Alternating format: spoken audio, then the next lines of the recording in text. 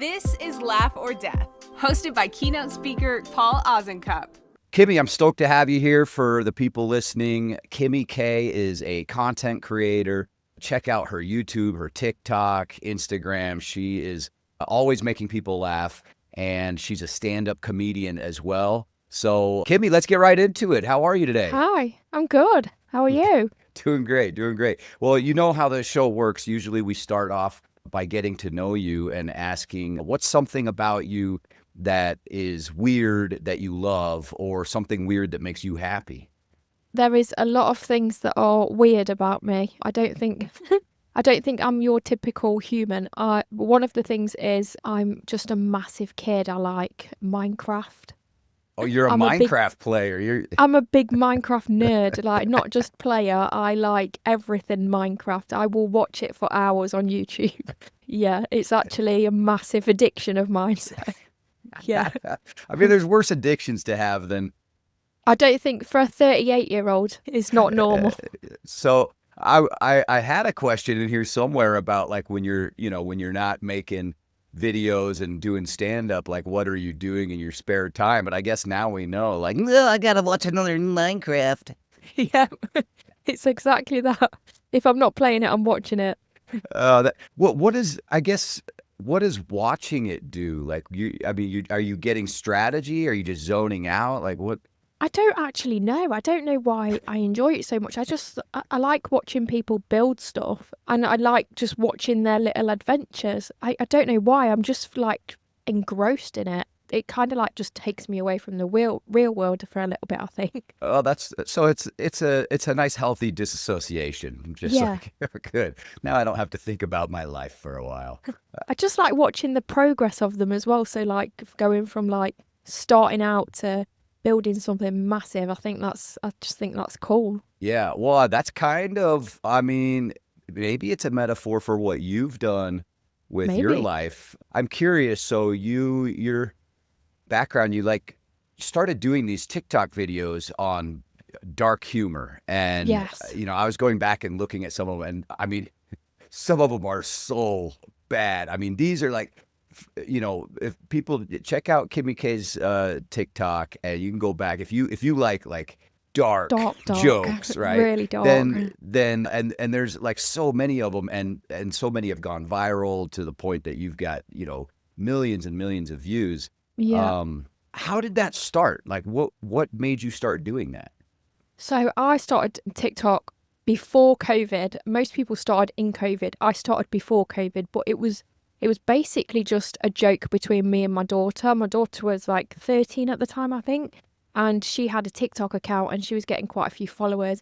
And she showed me it, and I was like, oh, what is that nonsense? And she was like, I bet you can't get more followers than me. And I was like, okay, I'll take on that challenge. So I just started posting funny videos, and they went viral almost instantly. And then I kind of just fell in love with it. I beat her, by the way. I did beat her. Yeah.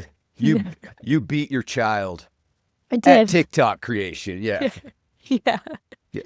Yeah, so it was basically started from there. I've always liked dark humour, so I just thought I'll just share some dark humour and just see how it does. And yeah, it just went viral, so I just carried on with that, really.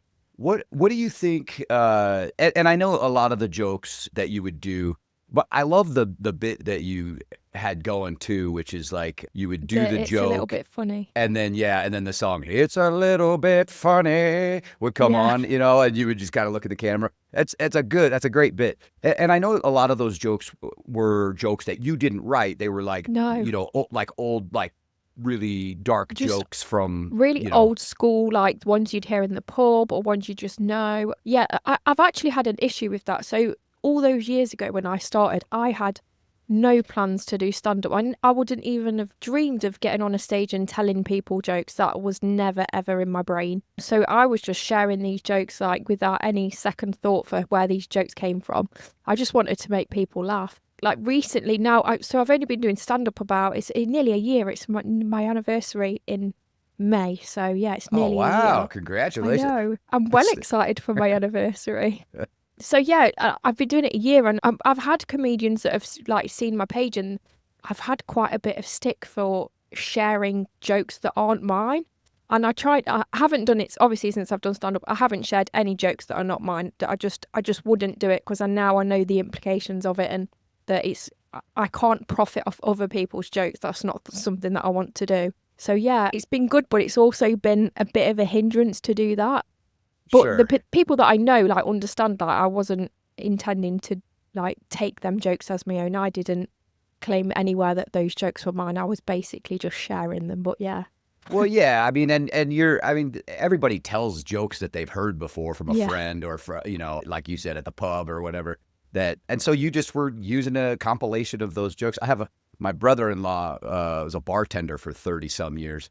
And so he's like a Rolodex of jokes. Like any Yeah. topic you come up with, you say something about snails. He's like, oh, did you hear about the Irish guy and the snails, whatever. And it's just Yeah. like, okay. Man. So yeah, I think it's a fun bit for a TikTok page, but that I could see how that's a tough transition. Then it's like, okay, well, if I'm going to do stand up, I can't use those same jokes. No. What made you decide, like, what would be better than doing what I'm doing now is making it way harder and live, to where instead of just scrolling past me or leaving some shitty comment, now I get to see in real life whether or not my jokes are working, and I get to make eye contact with people. It wasn't even that thought process. People kept asking me to do stand-up, and I just thought, you know what?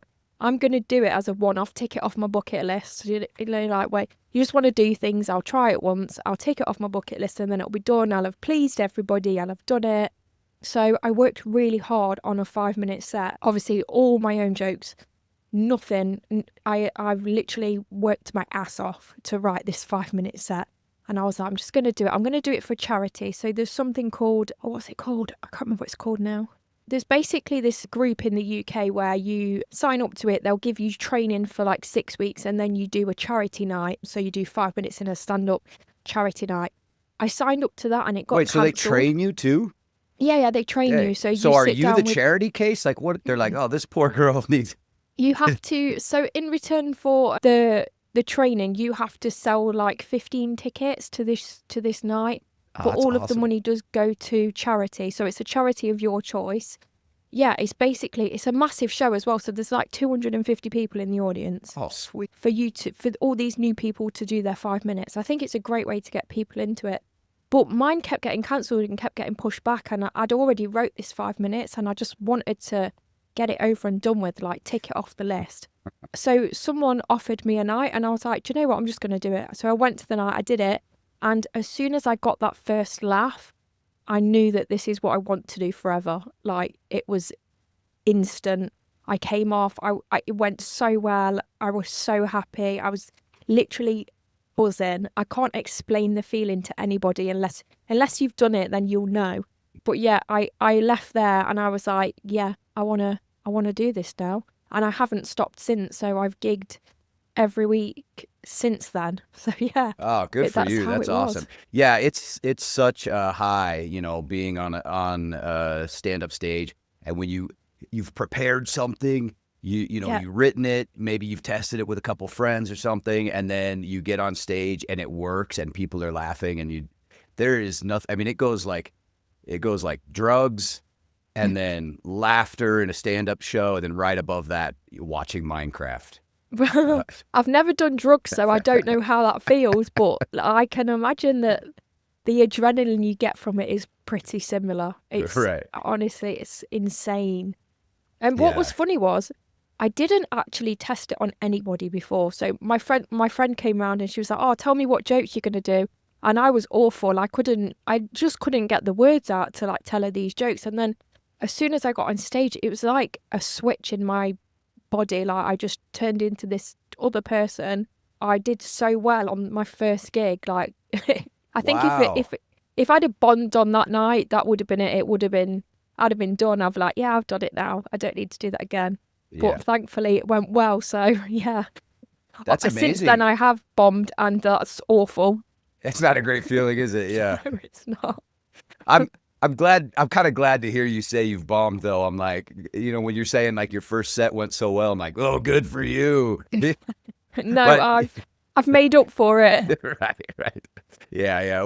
We've all been there. But I, getting to a point where you can switch that mindset from bombing to like, all right, I'm just taking information now. Like, okay, that It joke. still hurts my feelings. Like, it Same. definitely does. It still hurts inside. I had one, it was literally like, it was last week. It was horrendous. It was so bad, and it makes you question everything. Like, I was driving home by myself, like, what am I doing? Why am I doing this to myself? But yeah, then the next night I had a great gig. So yeah, it's just one of them things. just the ups and downs. My wife would tell you, like, it's the exact same for me. Like, one night I don't know why they're not booking me at the Comedy Store. I don't know why I'm not like on late night shows every night. You know, I am the greatest comedian on the planet. And the next night I'm like, I don't even know why I'm doing this. I'm obviously just horrible. You know, I'm just questioning my entire existence. Like, maybe I should just go sell cars or something, you know.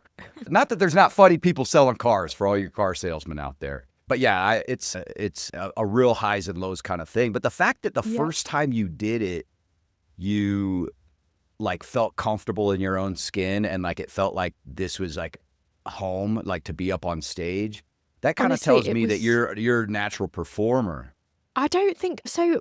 I suffer with social anxiety so bad. Like, when I go to these gigs, I don't even want to go to the bar to get a drink because I have to interact with people. But as soon as I'm on the stage, I'm just a different person. It's like I'm playing a character, and that character just takes over. It's so weird, but it makes me so happy to do it. Like, it's really, really hard to explain. Have you always been like that though, in terms of, you know, maybe one-on-one interacting with people is difficult? Because I find myself in social situations like that as well, and I psychoanalyzing myself, and maybe you feel this way as well. Like, if I am on and I'm like doing bits in front of people, whether it's on stage or with a room of people, and I'm being funny, it's a way of me controlling the environment. Yeah. Where like if I'm in control and making everyone laugh and performing, then people aren't fighting, they're not at each other's throats, it's not awkward small talk, and it's just like a form of control. Do you find that at all? I've never thought of it like that, but when you put it that way, it does definitely make sense. Yeah, maybe. Yeah. Okay, well, we'll talk about that in your next therapy session a little bit more. Okay. So, where do you think it comes from? Like, people have connected so much with your dark humor. Yes. I've got like a huge community online. I'm so grateful to, like, I get messages all the time saying like my videos have helped people, and my intention to begin with was just to make people laugh, and you have no idea the impact that you have on people. That's obviously a massive bonus. I do get quite a lot of crap online as well. That I get horrible comments, but I've also got like the people that back me up in my comment section, which will stick up for me and have my back 100%. So yeah, it's nice to have that community, I think. Yeah. What do you think it says about, I guess, people, society, or whatever, that many people? It's not like you've just got, 10 or 15 people. I mean, you've got hundreds of thousands of people who are connecting with this really dark jokes. And telling you that, like, hey, this makes me feel better. Thank you for doing this. What do you think it says about people? I think dark humor's a funny one. You either love dark humor or you just don't get it at all. The people that love dark humor have been through some stuff. I think they're the ones that connect with it. For me personally, dark humor, like, it takes away the seriousness of a situation. That's why I think it's okay to joke about any situation. I think it's okay. I actually think it's super important that we can joke about the horrible stuff, because that's how you disarm it. I think that's how you make it less serious. It doesn't have much power if you're laughing at it. And I think that's why so many people connect with dark humor, because they are going through that situation as well. And like, the people that connect are the ones that have a connection to like whatever joke it is. Say like I'm joking about suicide, like they've been in that situation. The people that are not okay with those jokes are the people that have never been in that situation and have got nothing to relate that situation to. It's always the people that are like far removed from it, who can't see the benefits of laughing about that situation, I think. Yeah, I mean, of course. I mean, there's going to be some topics that it's like, oh, this just makes me uncomfortable. One, because I've Yeah. never talked about it before. I've never Mhm. experienced it. But if you've been in it Mhm. and, you've, say, been suicidal, then having someone joke about the feelings that come along with that might make you laugh as well. And maybe that's one of the Yeah. only things you can even laugh about at the time if you're still currently going through bouts of depression and stuff like that. And I think you're right. I like comedy and humor is a weird thing because it's an art form that some people really need that psychological distance from whatever it is they're experiencing Yeah. in order to kind of still ride the wave of just getting through the day. Yeah, I Um, think that's exactly how it is for me. I think that's how I look at it. I don't ever joke about anything that I don't know about personally. I will never ever make racist jokes. That has no benefit to me or anyone I'm telling that kind of joke to. So that's not something that I would personally touch. But anything that I have experience with, then I'm all game for. Even the dark, horrible subjects, I'm happy to laugh at them. And do you, now that you've been doing this for a long time, I mean, do you still find it beneficial? Like, I guess, are you having fun, or is this now at a point where you're like, oh, okay, all right. I still absolutely love every single aspect of it. I find writing quite difficult. I found sitting down and trying to think of ideas quite difficult. I dream of a lot of my jokes, which is weird. But yeah, right. I find the writing difficult, but I still love sitting down. When I've got time to write, it's therapeutic, I think, for me. Yeah, I still love it. When you say you dream of some of your jokes, that's awesome. I've had that a couple times, but it's not a regular thing for me. How does that work? Like, So what's happening? I've had dreams where I've been on stage telling a joke and I will wake up after I've told that joke. I will write it in my phone and then I will go back to sleep. And then I wake up in the morning and read it and I think, what The is that hell? nonsense? Sometimes they make it for me to write about them. Sometimes they don't. Yeah, yeah. See, my problem is that I will lay in bed at night awake, stewing over like potential jokes or Yeah. a topic or something like that, and then I can't get to sleep. So I'm like, I Yeah. wish I could dream about it but I can't sleep because all this crap is in my head. Do you know what it's like for me? Do you know when you've had an argument with someone and you think of loads of comebacks like later on that day? Yeah, yeah. What I should have said was, Yeah. yeah, yeah. I get that with stand up. So when like someone's heckling or that something's happening in the crowd and then you don't interact with it like the way that you think you should have done, and then when you're lying in bed, you're thinking, "Oh, I should have said that." It's exactly the same feeling. That's great. Yeah, that definitely. It's like you never have the perfect comeback right when you need No. it. Maybe you could do a bit about that. Like write down all of your great like comebacks for the certain things you had, and then go on stage and go, "Hey, here's all the things I wish that I told hecklers," and then or to say people, "Okay, here's you need to say this," and then I don't know what the hell. See if I store them in my brain, so I think next time that really specific situation happens, I'm gonna have a Yeah. comeback for that. Yeah, it's funny how like crowd work, sometimes crowd work is like, do you do a lot of crowd work when you're doing No, stand not up? really. I've started to like incorporate it just a little bit. I actually like a rowdy crowd. I think it's nice. I feel like I have more of a connection when I'm actually having a conversation with the people in the crowd. I know that's not, I don't know if that's typical for US audiences, but for here it's not typical. Like the audience gets told before we start, like, you need to be quiet, you need to listen. I prefer just a little bit of banter. Yeah, so I haven't really had lots of crowd work, but I am starting to do it a little bit more.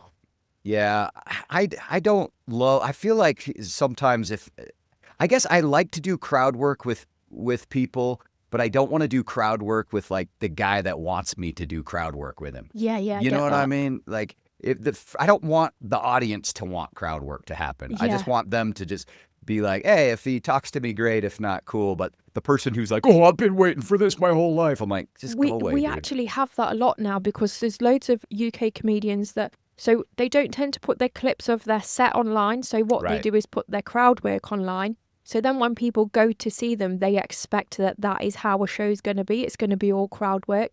And I've seen comments where people are complaining that the comedian has told jokes. I'm like this is what's normal. Called stand-up comedy. Yeah. I think that, I don't even know if that's just a UK thing. I mean, I think like the crowd work phenomenon is, I mean, the reels and videos of crowd work going viral. I mean, it's cool, but it's also like, okay, well, a lot of times you're doing crowd work because your set's not going well.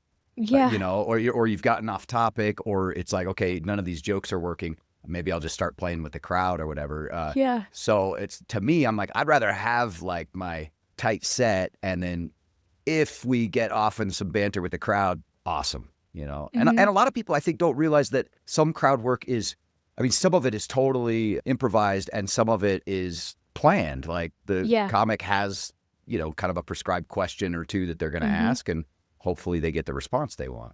It's mad, isn't it? Like seems to be a trend at the moment, is comedians with crowd work. Like Matt Rife, he's a big one in the US, isn't he? Like for crowd work and stuff. Before I actually watched like his specials and stuff, I don't think I ever seen any of his normal jokes. It was all just crowd work. Yeah. It's insane. And he does a great job with it. He does. And he's just so charming and beautiful, you know. He's like, "How you doing, sweetie?"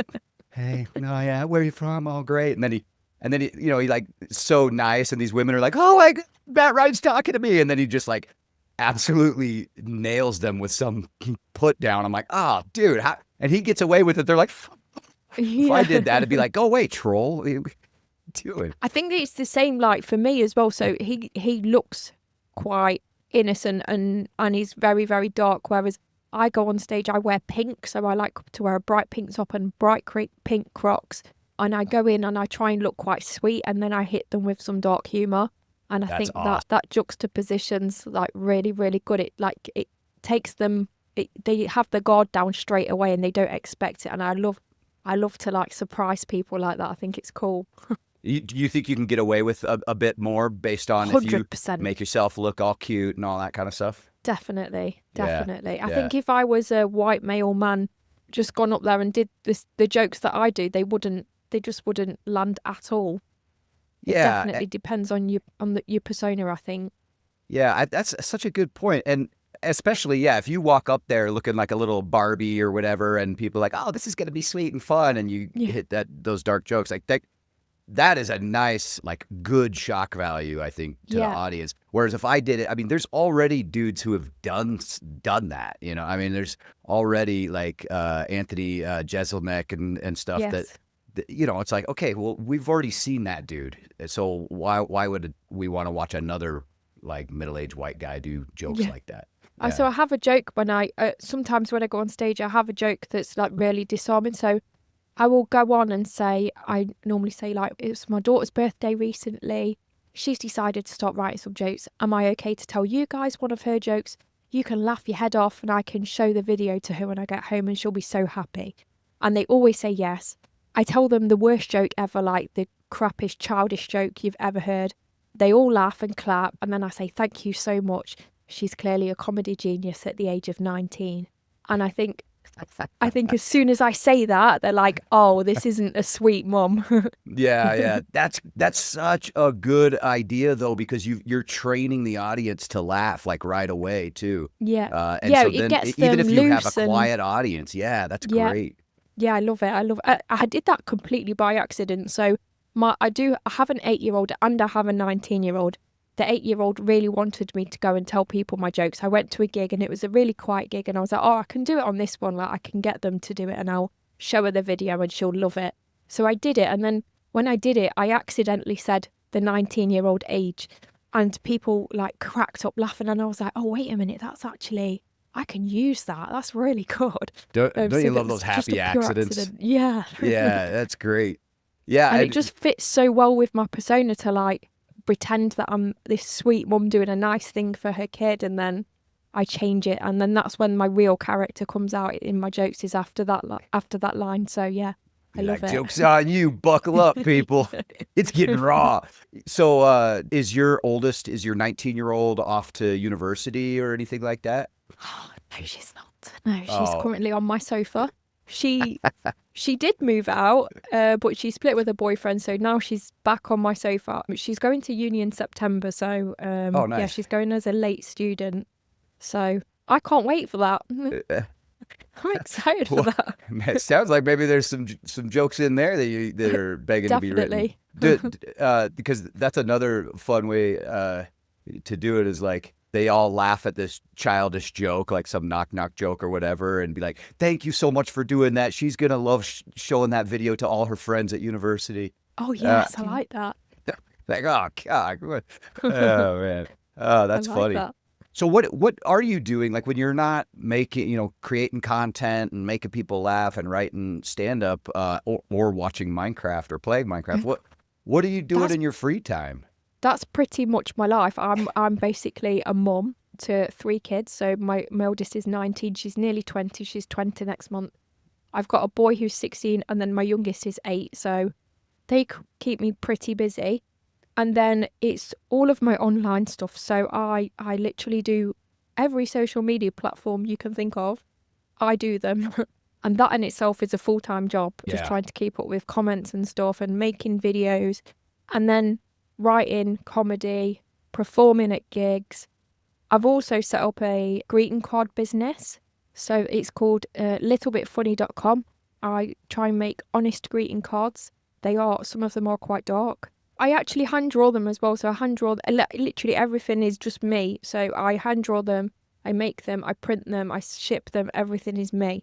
I've taken a step back with that like the last 2 months, I think, because I'm so busy with everything else. Me and my partner also have a creative social media, like videography, editing, digital design business as well. So we're also doing that. So he's editing, producing podcasts, filming, and I'm making like posters for shows and businesses and everything else. So yeah, I've got lots and lots going on. That's amazing. Yeah, It's mad.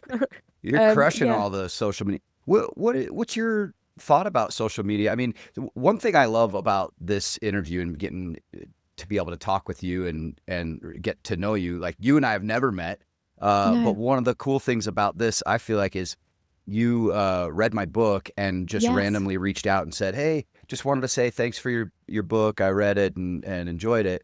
And I was like, "Oh, cool." And then I looked and was like, "Oh, she's a comedian." And, I was like, "Oh, maybe she'd be fun to do on the podcast." And at that time I was just starting the podcast up. And so I was like, "Oh, this would be great." And so that was like a cool connection that was made because you happen to be online and I reach don't know out. how I found your book. I think I asked ChatGPT for book recommendations. I was having a bit of a crappy time with anxiety and just feeling sad, and I wanted a funny book that would like help me just find the funny again. And it suggested your book, and I was like, okay, I'm going to listen to that. Honestly, it was so good. It was so great. It's helped me so much, and even like little snippets of the book are helping like my youngest daughter as well. So you talk about the laugh jar where you write down the funny thing and stick it in the jar and then you look at them at the end of the month. We literally do that every day now. So I told my youngest about it. So she goes to school and she finds the funny in things and she comes home and she writes about it. And if she's got nothing that day, she will make something funny happen to write it on the piece of paper and stick it in the jar. I just think that's so cool. And that's just from reading a little bit of your book. So yeah, that it was amazing. That is, I honestly, that my heart just blew up like, oh, that is awesome. That makes me so happy to hear. That's why I reached out to you. I was like, you need to know like how much your book actually helps people, because people get comments all the time about the bad things that they've done or the things that people don't like. People don't normally reach out and say, hey, you helped me with this and this was really great, so thank you. So that's why I just wanted to just let you know, like, this was actually really good for me, so thank you. Thank you. Well, I guess that was part of my point, is like social media, it can be addictive, it can be bad. We've talked about like there's all sorts of negative comments and stuff like that. But if we use it correctly, I mean, if we use it to actually try to connect with people, then good things can come from it. The fact that we're even 100%. having this conversation is just because you were cool enough to reach out and make a comment, and it's like, oh, hey, let's collaborate and Yeah. do something fun. Do you find that you get sucked into the negative parts of social media, or do you find that you are able to make connections like this quite often? Mostly positive. There is some rubbish stuff online. I don't think children, like in the UK at the moment, they're trying to pass a law where under 16s are not allowed social media. I 100% agree with that. I don't think young minds are able to separate the bad from the good. They're not able to just focus on the good. It takes a lot of effort for me just to focus on the good. So I can't even imagine what that would be like for a kid. I would never ever let my youngest on any form of social media.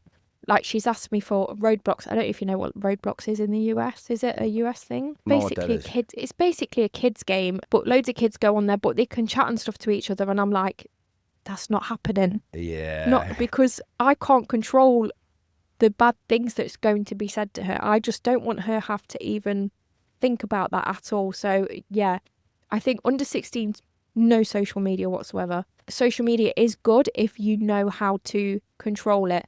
So the time when I was having a really rough time, I actually came off social media for like 2 weeks just to refresh my brain, come back to the real world, and it did me so good. And then when I went back onto it, because it's obviously my job, I have to go on there every day. Right. But when I went back onto it, it was easier to like separate the bad from the good. So sometimes for some people it's hard to do that, but there is a lot of good in social media as well. Like, I wouldn't have the community that I've got without social media. I wouldn't have been able to help the people that I've helped without it. So yeah, there's good and bad, I think. Yeah. And are you finding with doing stand-up a little bit more joy in making people laugh in person than online, you think? Or a different... So it's different, isn't it? Because you get to see it instantly when you're in a room, and then when you finish and people come over to you and say, hey, that was really good, I think that's just a boost for me. I think I feel the boost myself when I'm like with them, like in the same room, whereas online it's more of a them kind of thing. You can feel that they've got something good out of it, whereas once I post it, I just post it and that's it. But like in a room full of people, you get to feel that like love. Absolutely, yeah. And it's, I mean, now to nerd out just a little bit, that's because like when we're together and we laugh together and then someone comes and talks to you about it, we get that oxytocin Yes. boost from our brain, which helps us feel connected to people. But we don't get that electronically as much. And I always think of, there's like a difference for me. There's times where I'm getting a laugh and times where I'm giving a laugh. And I feel like giving a laugh, like I can do that online. And sometimes I'm writing specifically to try to, give a laugh to people. But I also need to, for me, just for my own, I don't know, like attention-seeking behavior, need to get a laugh too. Yeah. Do you know what's my favourite thing is when I get comments that say, me and my wife love your videos and we share them between each other. I love that so much because that's like, I'm helping to build them connections as well. I think that's so cool. It's such a cool thing to read. Honestly, I completely agree. Like if you when you know that a video of yours was shared from someone to their friends or something like that, that to me is like, oh, I mean, I'm spreading goodness throughout the world. Yes, I am basically the Mother Teresa of this generation. Okay, thank you. All right, my work here is done. Well, I guess to kind of wrap up, I mean, you've done all of this in a matter of, I don't know, 6 years or so, or I guess a little pre-COVID, maybe 6 or 7 years. What do you wish you knew then, or what have you learned from this whole experience of just kind of blowing up online and now starting stand-up? Do you know, I've learned a lot about myself. So 6 years ago, I was a completely different person. I'd just come out of a really crappy relationship. I didn't know who I was or what I liked. And I'm a completely different person now. And I like myself a lot more now than I did then. That's the biggest thing I've learned is I can make people laugh, and that's pretty cool. I like that. I like that about myself. You know what? It's one of the biggest things that people look for in friends and partners and coworkers is a sense of humor. And so Yeah. the fact that, do you call yourself a comedian? Yes, I do. Yeah. When I did wear that, that when did badge that, proudly. yeah, when did you start saying like, hey, I'm I a think from my comedian? first gig, I was like, I'm a comedian. Hell yeah, good. Yeah. Was that, because that's kind of a weird thing, right? Like all of a sudden you just like, there's not like an application or anything, or like no one has to anoint you like, oh, this, or anything I like think that. when you get paid for it, I think then you have the right to say, I'm a comedian.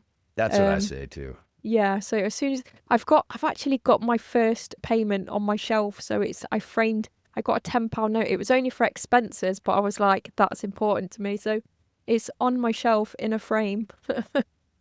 So yeah, That's amazing. cool. That's cool. Well, yeah, I love what you're doing, and you are, I really believe, filling a niche online that people really are gravitating toward. You know, everybody needs, so one person's therapeutic humor is not the same as another person's therapeutic humor.